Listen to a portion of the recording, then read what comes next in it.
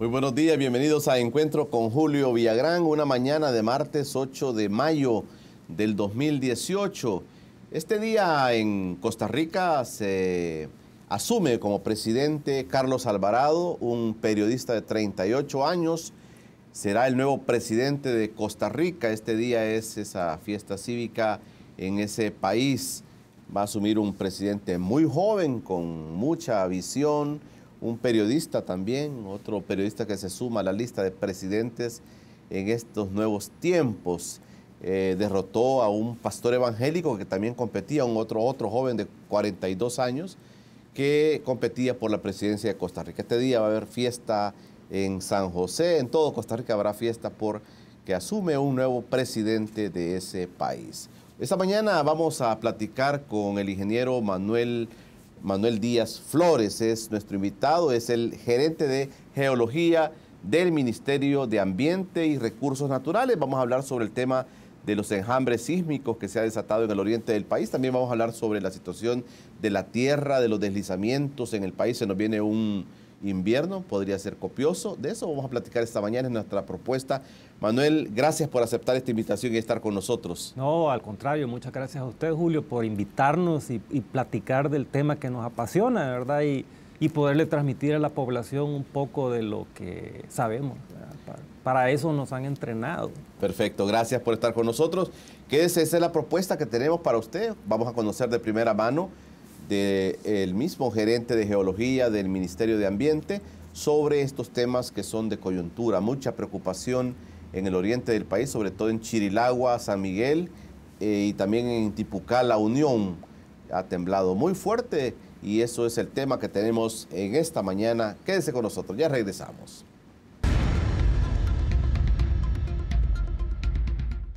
Ya estamos en Encuentro con Julio Villagrán. Gracias por preferir quedarse con nosotros.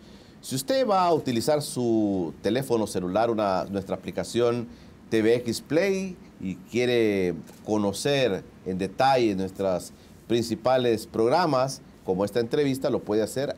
Nada más puede meterse a TVX Play y ahí va a encontrar en su dispositivo, va a encontrar nuestro canal TVX.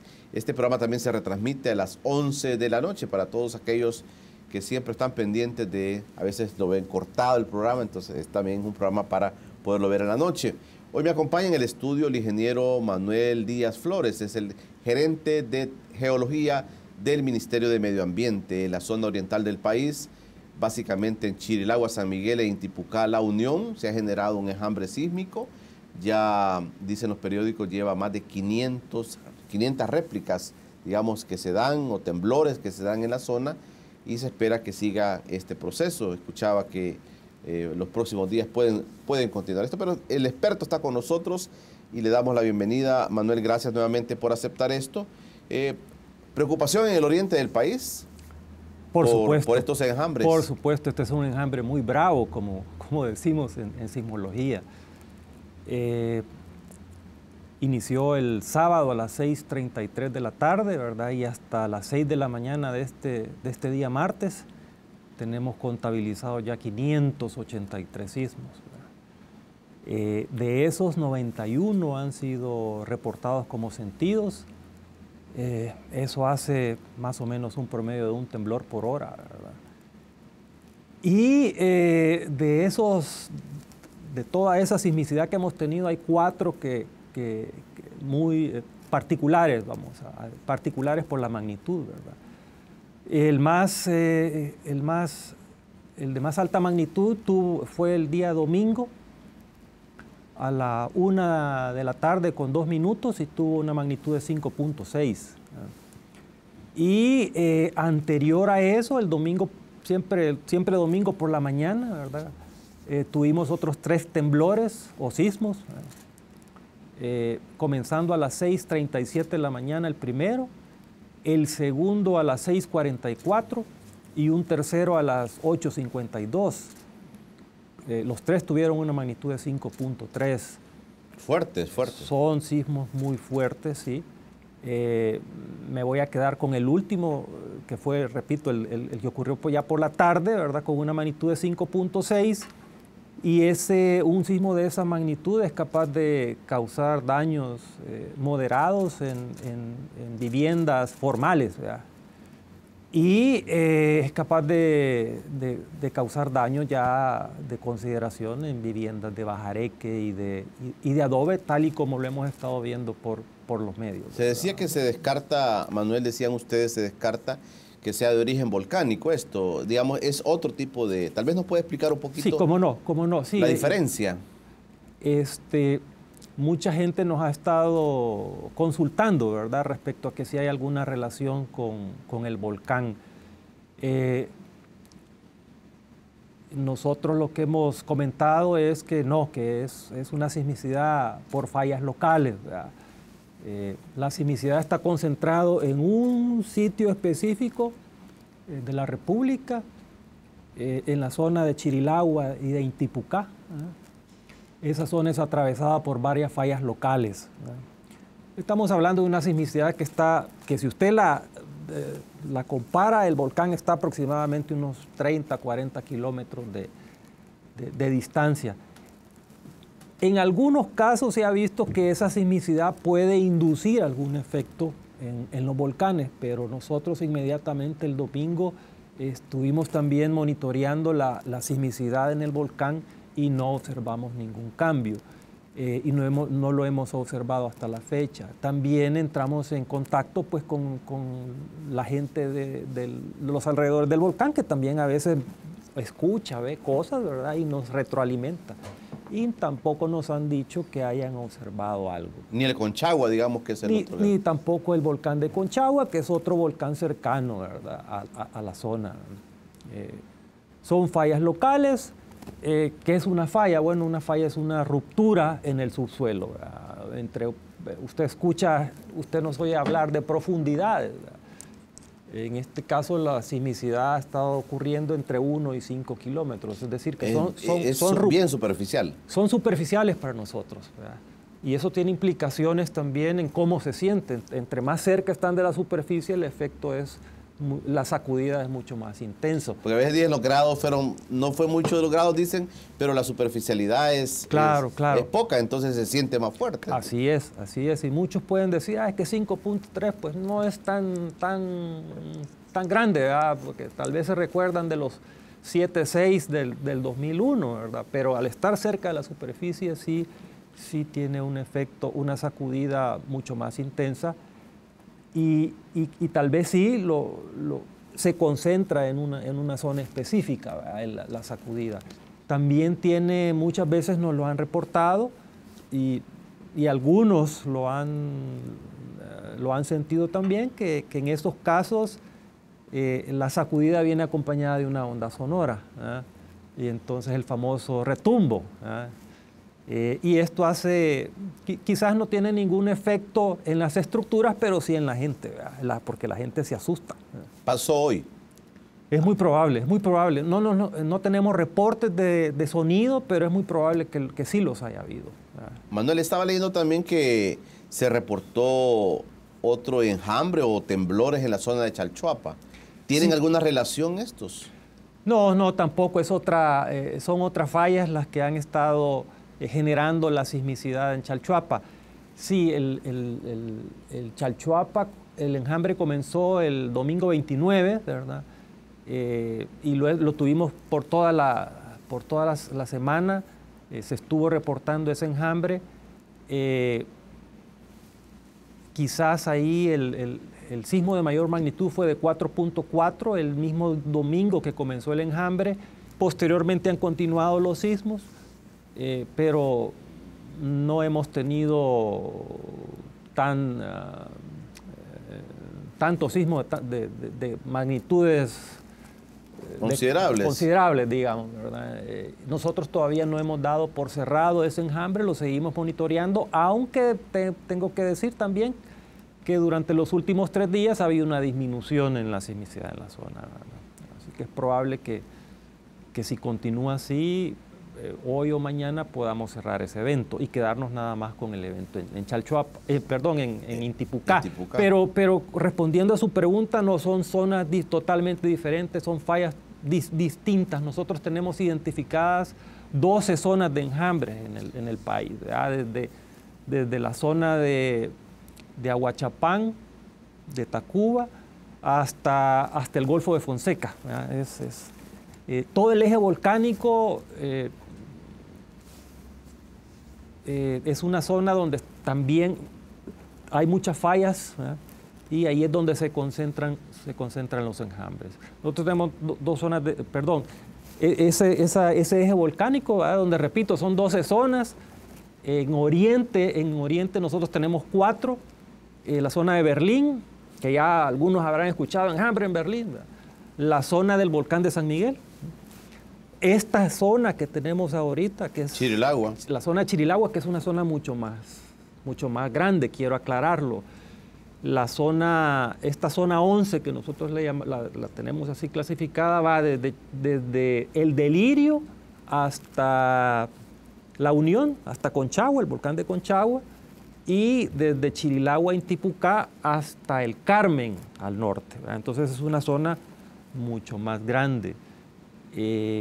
Y la última zona de enjambres en el oriente es la zona del Golfo de Fonseca, que también de cuando en cuando también tenemos algunos temblores y enjambres. En la zona esta, repito, pues es una zona de enjambre. Durante los últimos 25 años, voy a decir, para dar números redondos, hemos tenido cerca de 14 enjambres, ¿verdad? Pero han tenido la particularidad de que la mayoría de ellos se han dado o en la zona de Conchagua, La Unión, o en la zona del Carmen. Y en esta zona de Chirilagua solo habíamos tenido un enjambre el año pasado. Casi no se oye mucho de Chirilagua. Casi no, y por eso la gente está alarmada y nos lo han comentado, ¿verdad? Nos han dicho, mire, fíjese que nosotros pues sí sentimos los sismos del 2001, también de vez en cuando sentimos los sismos que ocurren en La Unión y en Conchagua, pero aquí nunca había pasado nada. Y efectivamente, tal y como lo digo, en los últimos 25 años solo había habido un pequeño enjambre el año pasado, porque fue de apenas 2 días, ¿verdad? Y lejos de eso no habían ellos Manuel, uno usualmente cuando está ante un fenómeno de estos, por ejemplo, esos fuertes que han pasado, terremotos en San Salvador, que se han sentido y que han afectado mucho a San Salvador, la gente usualmente dice, mire, van a pasar 10 años y a los 10 años va a volver a haber un terremoto como el que hubo en tal año. La gente hace como el cálculo que son 10 años. ¿Esto es tan predecible como eso? ¿O son leyendas que la gente repite? No, mire, quizás aclarar,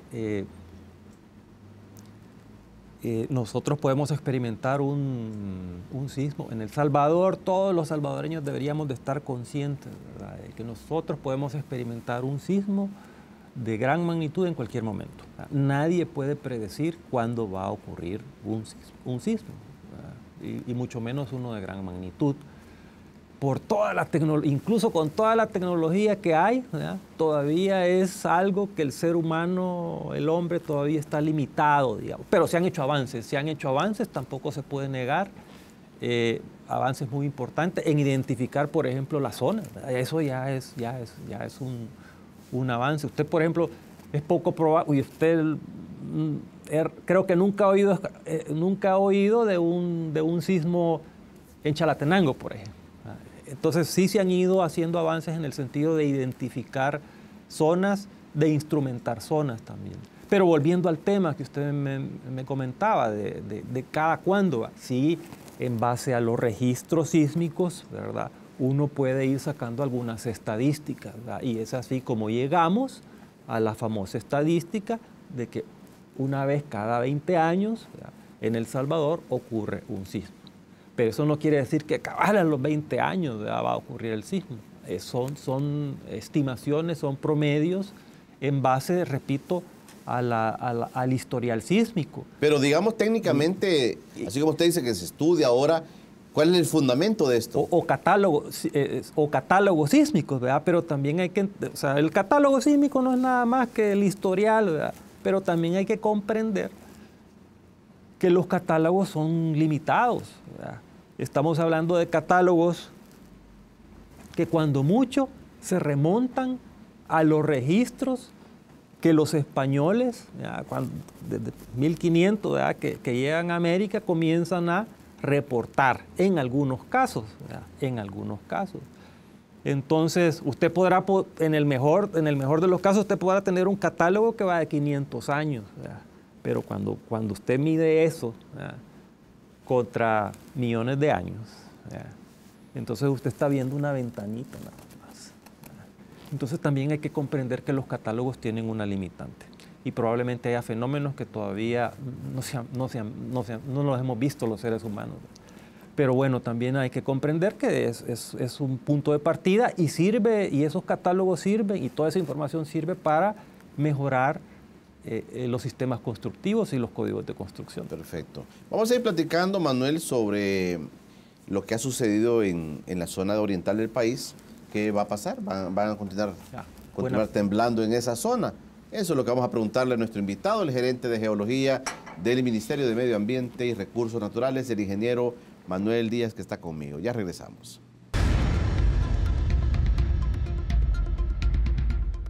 Estamos de regreso al encuentro con Julio Villagrán. Gracias por preferir quedarse con nosotros en esta mañana de martes. Platicando con el ingeniero Manuel Díaz, es el gerente de Geología del Ministerio de Medio Ambiente y Recursos Naturales, hablando sobre el enjambre sísmico, hablando sobre las otras zonas sísmicas en el país. Vivimos en el Valle de las Hamacas, se repite constantemente y que tenemos que estar prevenidos. Dice el ingeniero que los salvadoreños debemos estar siempre prevenidos por sismos de gran magnitud. Si no es volcánico el enjambre en el oriente del país, ¿a qué se debe, Manuel? Son fallas locales, ¿verdad? Y una falla no es más que una ruptura, ¿verdad?, que hay en las rocas que están en el subsuelo. Usualmente y uno a veces ve en los mapas una rayita, ¿va? Esta es una falla. Así la identificamos los geólogos y los ingenieros, pero en realidad esa es una forma de representación en superficie. La falla es más que una línea, es un área, tiene un ancho y un largo, ¿verdad?, por donde la roca rompe, repito, en el subsuelo. Usualmente esto sucede a varios kilómetros de profundidad. Y al romper la roca es que se genera esa sacudida. Y después el acomodamiento son las réplicas. Y el acomodamiento son las famosas réplicas. Ahora, nosotros tenemos dos categorías y a veces tenemos muchas discusiones en la oficina. Espero no entrar en mucho tecnicismo ahorita, pero a veces nos oye hablar de series sísmicas y de enjambres sísmicos. El enjambre es una serie de temblores, ¿verdad?, donde en un tiempo determinado y en una zona determinada, pero también tienen una característica, que los sismos, que no hay una predominancia de un sismo de determinada magnitud, como lo hemos tenido ahorita. Hemos tenido de 5.3, de 5.6, hemos tenido como varias decenas, diría yo, de sismos de magnitud de 4, igual otras decenas de magnitud 3 y de 2, y hasta tenemos sismos de magnitud 1 que han ocurrido ahí en Chirilagua. Entonces eso forma un enjambre, porque repito, no hay una magnitud que predomina. La otra categoría son las famosas series sísmicas. En una serie lo que sucede es que hay un sismo, ahí sí se identifica un sismo de alta magnitud, ¿verdad?, que llegó, por ejemplo, que se dio un sismo de 5, ¿verdad?, y después vinieron las famosas réplicas, ¿verdad?, que es por el reacomodamiento. Pero volviendo al caso, sí, lo que origina un enjambre es una serie de fallas, ¿verdad?, y la ruptura de estas fallas en el subsuelo. Digamos, si se han identificado 12 fallas en el país, es así, ¿verdad? 12 zonas, no, fallas hay un gran número. Todo el país está cruzado por sistemas de fallas, incluso en la zona norte del país. Lo que sucede en la zona norte es que esas fallas son tan viejas que ya se acomodaron, ¿verdad?, con el pasar de millones de años se han acomodado y ya no presentan mayor actividad. En la zona central, del centro hacia el océano, no, ¿verdad?, todavía son fallas muy activas, que es la zona más joven del país también. ¿Qué se espera para Chirilagua, Manuel? Buena pregunta, y es otra de las cosas que la gente nos está preguntando, ¿verdad?, ¿qué se puede esperar?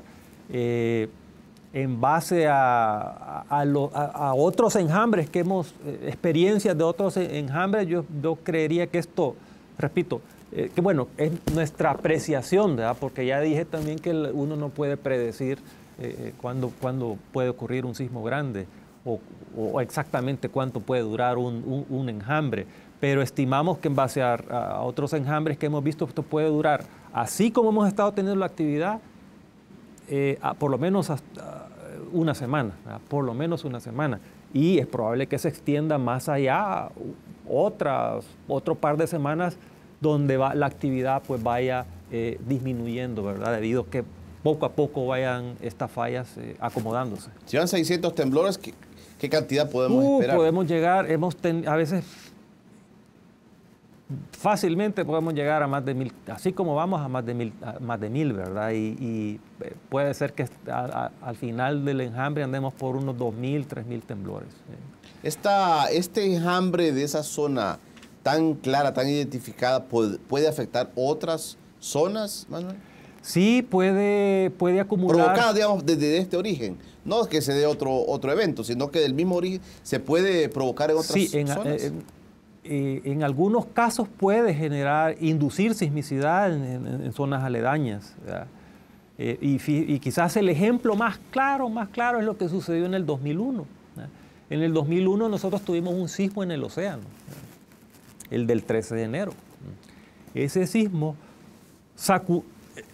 generó lo voy a poner, no tengo otras palabras por el momento, pero indujo esfuerzos en el territorio de tal manera que desestabilizó alguna falla. Y luego tenemos el sismo del 13 de febrero.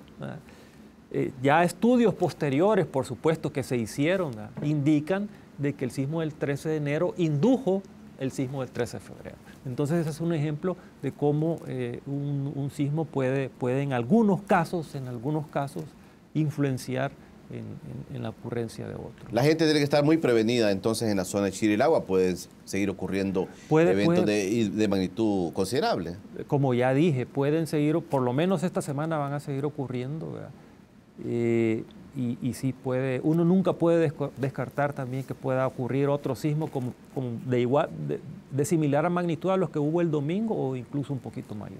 ¿Ustedes están monitoreando la zona? ¿Hay gente de ustedes allá? Sí, nosotros tenemos primero que nada tenemos una red sísmica, ¿verdad?, que cubre no solo el territorio, sino que también los territorios aledaños, en el sentido de que también a veces la sismicidad que ocurre en Nicaragua pues es percibida por nosotros. Y igual con la de Guatemala, ¿verdad? También intercambiamos información con las redes sísmicas de los países vecinos e incluso con otras redes. Y sí, también hemos tenido gente en territorio, gente en campo. Ayer estuvo un colega nuestro haciendo algunas inspecciones, ¿verdad? Recopilando información que nos sirve para análisis posteriores, ¿verdad?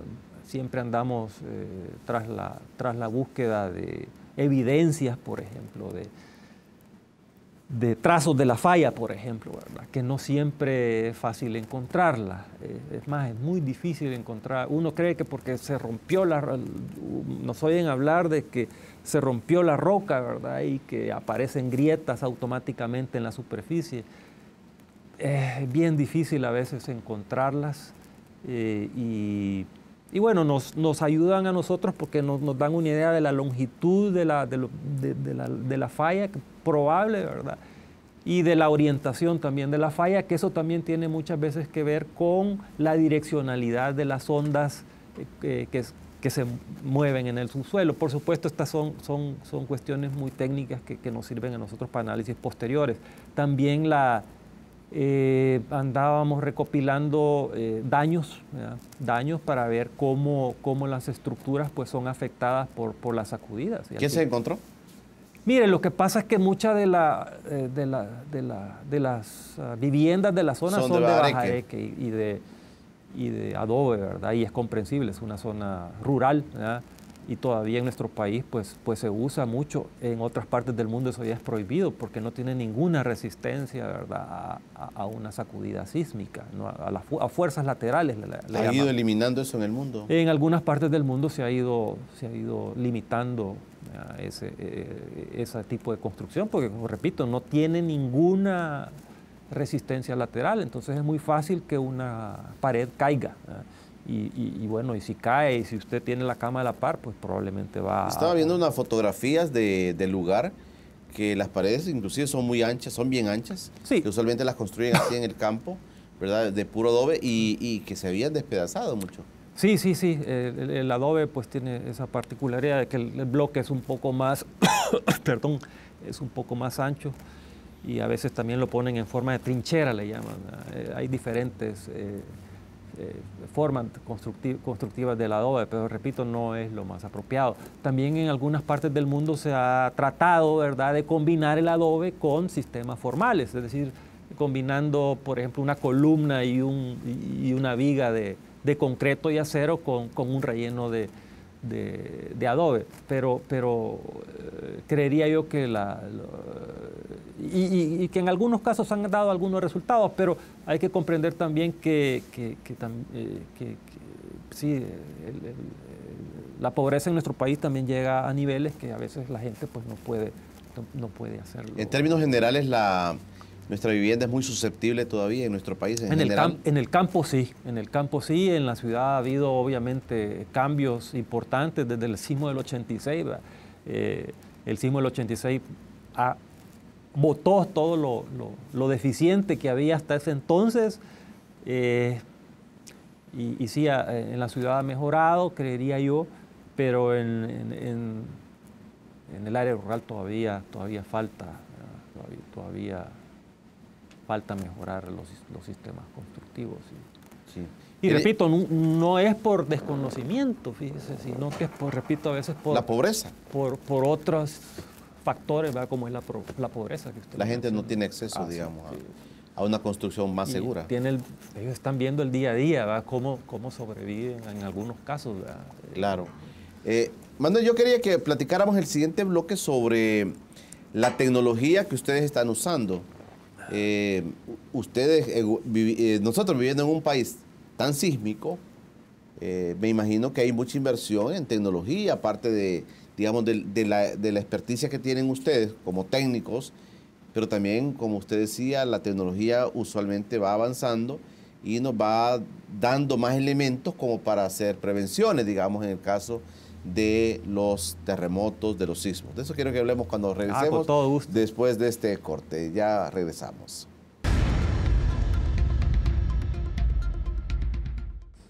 Estamos de regreso en el encuentro con Julio Villagrán. Gracias por quedarse con nosotros.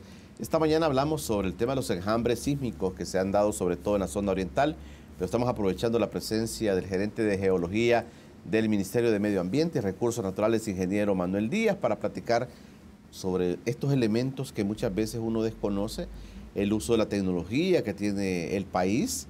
Estamos atrasados, estamos avanzando, nos falta mucho. El caso también de la inculturización de esos elementos que uno como ciudadano debe tener presente, que vivimos en un país tan sísmico, que deberíamos estar bastante educados sobre cómo reaccionar ante estas situaciones.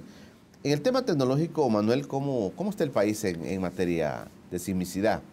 En el tema de la red sísmica nacional estamos muy bien, diría yo. Tenemos cerca de 100 estaciones sísmicas distribuidas a lo largo y ancho del país. Nosotros, bueno, esto como le decía hace unos momentos, nos sirve para el monitoreo de la sismicidad que ocurre en el territorio, en el océano y en los países vecinos. También intercambiamos información con la red de Nicaragua, con la red de Guatemala, incluso con la red pequeña, pero la tienen, la red de sísmica de Honduras, y también con otras redes del mundo. Si hoy el intercambio de información pues se vuelve muy fácil. Así que en ese sentido creo yo que tenemos una muy buena red. También se han estado trabajando y hay iniciativas para para lo que se llama sistemas de alerta temprana para sismos. Y eso tiene que ver con algo que a lo mejor lo han escuchado en México, la famosa alarma sísmica, y es detectar las primeras ondas que se generan en un sismo y mandar esa señal a los centros de población, de manera que en los centros de población se puede emitir una alarma, ¿verdad?, con unos segundos de anticipación. Eso es posible nada más con hay que tener ciertas particularidades. En el caso de México, por ejemplo, lo ha implementado muy bien, ¿verdad?, desde el sismo que tuvieron en el 85, porque la sismicidad que afecta a la Ciudad de México está a 300, 400 kilómetros, hay una gran distancia. Entonces, cuando los primeros sensores detectan ese sismo, mandan la señal, ¿verdad?, por radio o por satélite, ¿verdad?, a México, y en lo que la onda sísmica, que va mucho más lento que la onda de radio, entonces usted puede avisar a la Ciudad de México que, mire, en 10 segundos va a sentir una sacudida, ¿verdad? Y así la gente puede tomar algunas precauciones. Por supuesto que si usted está en un quinto o sexto piso, a lo mejor no va a poder salir del edificio, pero se puede resguardar debajo de una columna, tomar sus precauciones. Entonces, en Centroamérica también hay una iniciativa similar, que está siendo apoyada por la Agencia de Cooperación Suiza, los japoneses, y hay otras instituciones también involucradas. En Centroamérica todavía esto está en sus pasos iniciales, ¿verdad? Así que esperamos que en un futuro, ¿verdad?, porque a veces la gente también se impacienta, ¿verdad?, y quieren que esto se implemente de un día para otro. Todavía se están haciendo las evaluaciones en Centroamérica para ver si esto es posible implementarlo, sí, que quede muy claro. Pero si podemos hacerlo 2, 3 segundos con que a usted en su celular le vibre, ¿verdad?, y le diga, mire, en los siguientes 3 segundos puede haber una sacudida, usted puede. Yo creo que es bastante. Entonces son iniciativas, repito, que están relacionadas con la tecnología, porque también pasa por el tema de tener una muy buena red, pasa por el tema de que las comunicaciones también sean muy buenas, ¿verdad? Digamos, en materia de logística, Manuel, como el gobierno a veces escuchamos que cuando hay eventos considerables en el país, ¿verdad?, llámese terremotos o temporales que afectan al país, hay una red de emergencia que funciona. ¿Cómo estamos en materia de coordinación, de logística, digamos, a nivel institucional? Sí, ahí quizás yo le mencionaba, ¿verdad?, podemos llegar a tener la mejor red, ¿verdad?, pero si la gente no sabe interpretar esa información, entonces eso puede generar un cuello de botella, ¿verdad? Y ahí un poco la parte cultural, la parte educacional, que creo yo que hace falta avanzar, ¿verdad? Es cierto, en los últimos años estos temas, por ejemplo, se han ido abriendo, ¿verdad? Hay una mayor divulgación de estos temas, hay una mayor conciencia en la población, pero lo ideal es que usted pueda tomar decisiones. A eso me refiero. Saber que si está ocurriendo un sismo, por ejemplo, es porque es el origen del porqué, ¿verdad? Y que no le digan, mire, es que el volcán ya va a hacer erupción, ¿verdad? Y el vecino le llega a decir, es que es a lo mejor le va a dar un poco de risa, pues, pero en algunos casos nosotros escuchamos que son culebras que van moviéndose debajo del terreno, ¿verdad? Y esos son los famosos rumores, chambres, ¿verdad?, que muchas veces causan daño.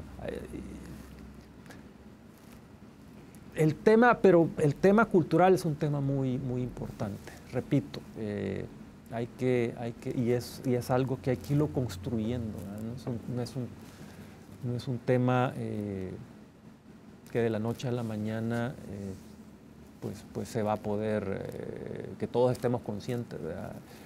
Y aquí pasan temas de que el colegio, ¿verdad? A uno le vayan, pues no se trata también de que desde primer grado hasta bachillerato pues le den pero por lo menos que vaya los jóvenes, ¿verdad? Vayan aprendiendo de estos temas, que son los que más adelante van a enfrentar, claro, la sismicidad. Y esto pasa también, Manuel, por el tema de la idoneidad a veces de la gente que da la información. Muchas veces, y ha habido una crítica, digamos, a funcionarios de gobierno, que la gente dice, ese ni sabe, y está dando un informe que ni sabe, o haciendo alarmas a la población. Y en muchos casos la gente dice, sí están diciendo que va a haber otro temblor, sí pero a veces pasa por la idoneidad de la gente que brinda información también. Sí, no, totalmente de acuerdo. Y nos pasa a nosotros, nos pasa a nosotros. A veces nos malinterpretan lo que nosotros estamos diciendo, ¿verdad? Tengo que decirlo, uno a veces usa un léxico, un vocabulario muy técnico. Ahí se olvida de que del otro lado ahí pues puede haber desde alguien que ha ido a la universidad como alguien que está en el campo, ¿verdad? Y que apenas ha cursado sexto grado, ¿verdad? Eso a veces uno lo pierde. No solo es un problema de El Salvador, es un problema que también se da en todas partes del mundo, lo voy a decir. Y muchos de los esfuerzos mundiales que están ocurriendo ahora son hacia eso.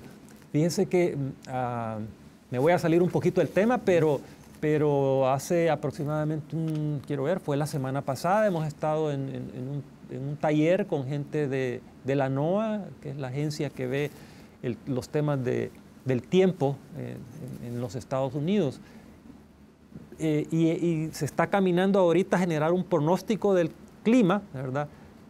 A no decir, mire, van a llover 100 milímetros, sino que lo que se quiere ahora es decir, ¿qué es lo que le pueden causar? Esa tormenta de 100 milímetros, ¿qué es lo que le puede causar? Mire, voy a poner un ejemplo. En vez de decirle, el pronóstico de ahora es que van a haber tormentas por una vaguada invertida que le van a dar 100 milímetros hoy por la tarde. El pronóstico tendría que decir, mire, hoy por la tarde, a eso de las 4 puede llover y esa lluvia puede causar inundaciones en las principales calles del país. Va a venir de San Salvador, va a venir acompañada de vientos, ¿verdad? Esos vientos pueden causar que si su casa es de láminas puedan caer o que los rótulos puedan... Entonces me explico. Eso como aterrizar más la información también. Así es. Entonces, en la parte científica, digamos, estamos tratando, porque también es un cambio total, ¿verdad?, en la forma en cómo se da la información. Eso se está haciendo ahorita en la parte de clima, ¿verdad? Pero también la idea es ir caminando hacia otros temas, ¿verdad? Como por ejemplo el caso de los terremotos. Yo hacía la reflexión, bueno, a veces dar un magnitud 5.3, tal vez hablar un poco más de los efectos, ¿verdad? Y por eso es que uno lo intenta y nos cuesta, decir, bueno, un sismo como los que hemos tenido ahí en Conchagua puede ocasionar daños moderados en viviendas formales y daños graves en la infraestructura. Eso ya aterriza un poco más la información, ¿verdad? ¿Usted cree que hemos avanzado, Manuel, en el tema de la prevención en el país? Por ejemplo, como usted está ilustrando, digamos, a veces la misma escuela tiene una gran tarea con los niños en no asustarlos, pero sí advertirles, ¿verdad?, de las cosas que se viven en este país, ¿verdad? Un temblor de una magnitud fuerte puede asustar a los niños, pero ¿qué hacer ante eso? El tema también, estamos hablando del tipo de vivienda que se construye, que esto es un esfuerzo cultural, educativo, que pasa por las autoridades también, de decir cómo vamos avanzando en el tema de la prevención. ¿Usted cree que se han dado pasos en este sentido? Sí, se han dado pasos, pero hace falta avanzar más, ¿verdad? Hace falta avanzar más definitivamente. No se trata tampoco de vivir angustiados, como usted lo menciona, ¿verdad? No se trata de vivir con esa angustia, que puchica, ya va a temblar, ¿verdad? Y no, tampoco se trata de eso, pero sí creo yo que se pueden hacer cosas, ¿verdad? Construir, por ejemplo, como se debe, ¿verdad? el tema de la cultura. A mí me gusta mucho tomar el ejemplo de la sociedad japonesa, fíjese, porque creo que todos creo que estarán de acuerdo en que la sociedad japonesa es una sociedad muy avanzada. Y el centro de esa sociedad tiene que ver mucho con esta parte que hemos estado hablando, fíjese. ¿Por qué la sociedad japonesa está consciente de que tiene que ser una sociedad fuerte en todo sentido? Porque tarde o temprano ellos están conscientes que van a enfrentar un tsunami o un terremoto. ¿Por qué tienen que tener buenas carreteras? Porque las carreteras son no solo vías de comunicación, son vías de evacuación. Fíjese cómo es el chip de ellos. ¿Por qué tiene que tener usted buenos hospitales? Porque tarde o temprano va a ocurrir, repito, un desastre y tienen que estar preparados, ¿verdad? Pero son visiones, sí, que están adelante de nosotros. Perfecto. Vamos a aprovechar el último bloque, Manuel, si me lo permite, para platicar sobre el tema de deslizamiento. Se nos viene un invierno, ¿cómo vendrá el invierno? ¿Qué tipo de invierno tendremos? Y también el tema de desprendimientos de tierra muchas veces, que hay zonas identificadas también que se da mucho. De eso vamos a platicar en el último bloque con el ingeniero Manuel Díaz, el geólogo del Ministerio de Medio Ambiente y Recursos Naturales. Ya regresamos.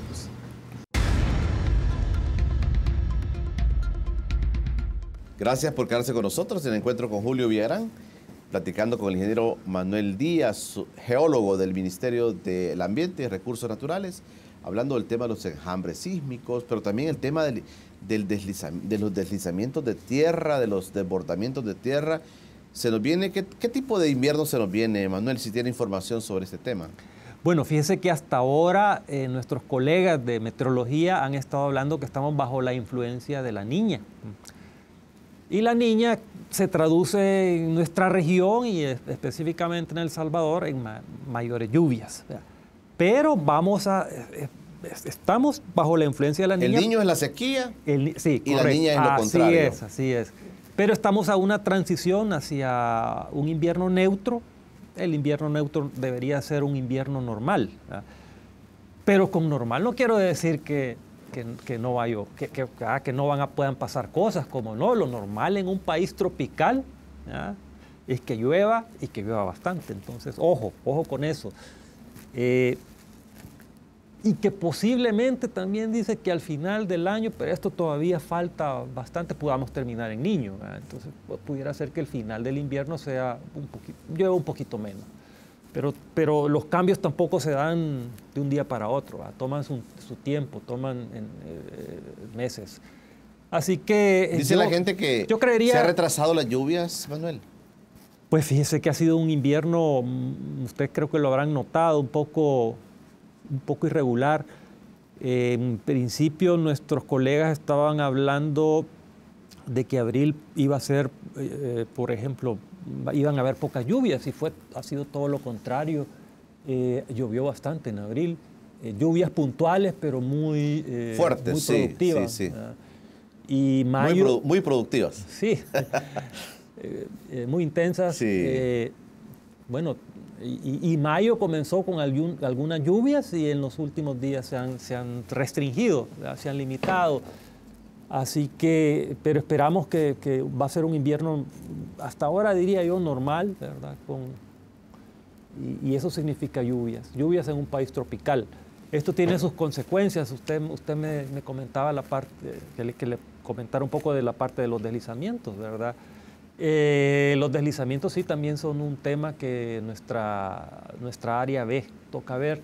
Y nosotros lo que hacemos es cuando vemos que nuestros colegas de meteorología nos anuncian, miren, pónganle ojo porque hoy pueden haber lluvias intensas, entonces nosotros emitimos un boletín donde decimos, mire, dado que puede llover esto, ¿verdad?, pueden haber algunos derrumbes en algunas partes de nuestro territorio. Nosotros emitimos un boletín basado, repito, en las lluvias, no solo lo que pueda ocurrir, ¿verdad?, sino que en las lluvias que han sucedido, ¿verdad?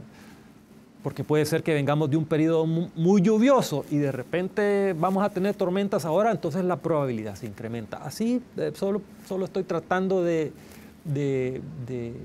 describir los criterios que usamos para identificar cuándo una lluvia puede causar un deslizamiento. Nosotros tenemos varias zonas en el territorio, así como le mencionaba lo de los enjambres, ¿verdad? En la zona de Apaneca, por ejemplo, la zona de Apaneca es una zona donde han habido deslaves. Creo que todos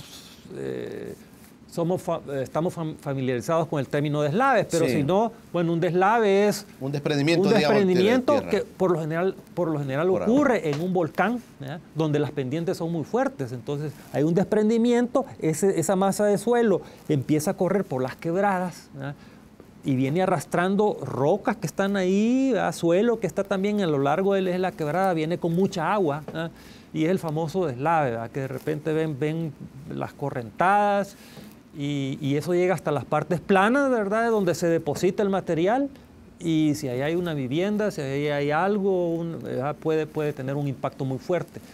Entonces, dicho esto, aclarando lo del término de los deslaves, esos son los más peligrosos porque ocurren en una tormenta. ¿No tienen identificado ustedes zonas de deslave muy fuerte, le decía la zona de Apaneca, el Picacho. El Picacho es una zona que hay que tenerle mucho cuidado. La zona de San Vicente, el volcán de San Vicente, todos recuerdan lo que pasó en noviembre de 2009, Ida, casi soterró la ciudad de Verapaz. También, y en San Vicente, también, si usted se va a la historia, está el famoso caso de Tepetitán, ¿verdad? El viejo Tepetitán y el nuevo Tepetitán. El viejo fue prácticamente barrido por un deslave que también bajó del volcán de San Vicente. Y caminando hacia el oriente, la zona de Berlín es otra zona donde también le ponemos atención nosotros.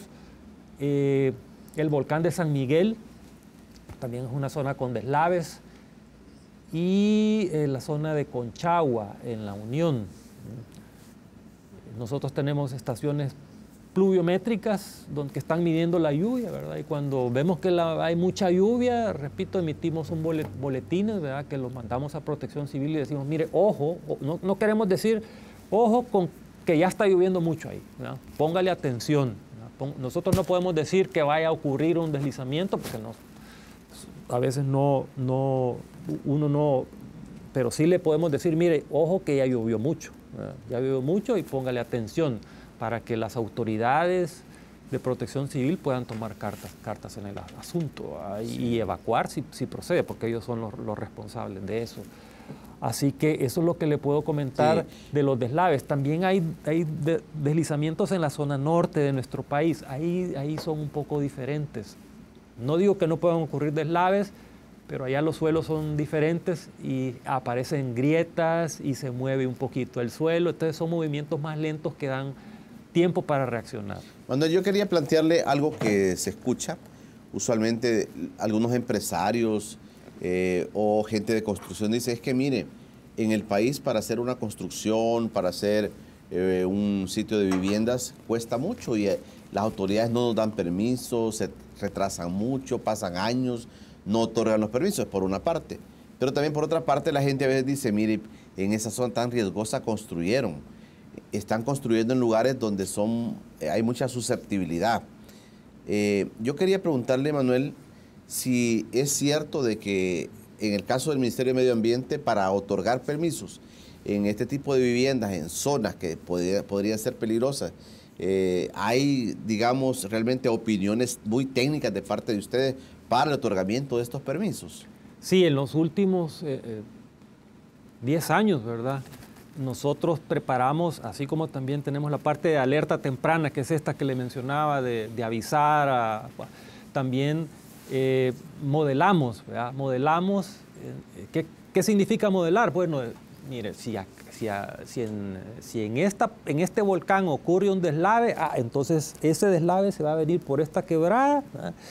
Y si es de 300,000 metros cúbicos, va a cubrir esta área, ¿verdad? Entonces, esa información nosotros se la pasamos a la gente que es responsable de dar los permisos en el ministerio. Y ellos evalúan, ellos hacen su evaluación, de manera que si en algún momento le llega alguien que quiere construir en esa zona, entonces le dicen, mire, ojo, ojo, a lo mejor van a denegar el permiso o a lo mejor le van a decir, mire, haga un estudio más de detalle, ¿verdad? Para ver si realmente usted puede construir o no. Y eso es lo que a veces toma tiempo, ¿verdad? Y por eso a veces las quejas, ¿verdad? De que hay retrasos. De que hay retrasos, sí. Pero, que están en contra de las inversiones. Sí, a veces nos llueve duro, como dicen, ¿verdad? Por ese aspecto. Pero también debe de comprenderse que lo que se está buscando, pues, es que la inversión que alguien va a hacer ahí pues sea sostenible en el tiempo, ¿verdad? Y no solo la inversión también, que la gente que va a vivir ahí pues pueda hacerlo de una manera segura. Perfecto. Gracias, Manuel, por estar con nosotros. Nada más quería que nos dijera en breve, en pocas palabras, sobre el tema de Chirilagua y Tipucá. ¿Qué le podemos decir a la población? Híjole, me la puso difícil. No.